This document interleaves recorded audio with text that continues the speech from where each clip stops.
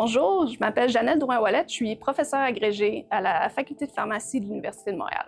Donc, l'objectif principal de nos recherches, c'est d'essayer de comprendre pourquoi le vieillissement, qui est le facteur de risque le plus important pour développer la maladie de Parkinson, contribue à la dégénérescence des neurones. Donc, on essaie vraiment de comprendre au niveau moléculaire ce qui se passe dans un vieillissement qui mène à la maladie de Parkinson. Cette question-là est vraiment importante, en fait, parce qu'on espère que ça nous permette vraiment d'identifier des mécanismes de vieillissement qu'on pourrait cibler en thérapie, donc avec des molécules qui empêchent, en fait, le vieillissement des cellules. Le deuxième volet de mes recherches, en fait, c'est sur la médecine régénératrice, donc la réparation du cerveau, où, en fait, on génère dans le laboratoire ce qu'on appelle des mini-cerveaux, donc des petites boules de cellules qui contiennent pratiquement toutes les cellules qui sont dans notre cerveau. Et l'objectif, en fait, de travailler avec ces modèles-là, c'est d'arriver à convertir un type de cellules qui, on pense, devient toxique dans la maladie, donc des cellules gliales, en neurones, qui sont en fait le type de cellules qu'on perd, qui meurent dans la maladie de Parkinson. Donc, en faisant ça, on fait un peu une pierre deux coups. On se départit des cellules toxiques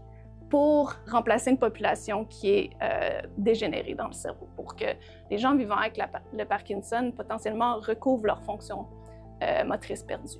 Les dons de Parkinson Québec qu'on a reçus jusqu'à maintenant étaient beaucoup sous forme de bourse salariale, donc pour moi-même, mais également pour mes étudiants. Et ça, c'est hyper important, en fait, parce que ça permet vraiment de bâtir une masse critique de jeunes chercheurs qui vont s'intéresser à la maladie de Parkinson. Puis c'est vraiment avec cette masse-là qu'on va arriver à vraiment avoir des découvertes, des retombées concrètes au niveau de la recherche, puis des traitements sur la maladie de Parkinson. Avec l'appui continu des donateurs, on veut vraiment essayer de bâtir sur les avancées technologiques qu'on a accomplies jusqu'à maintenant.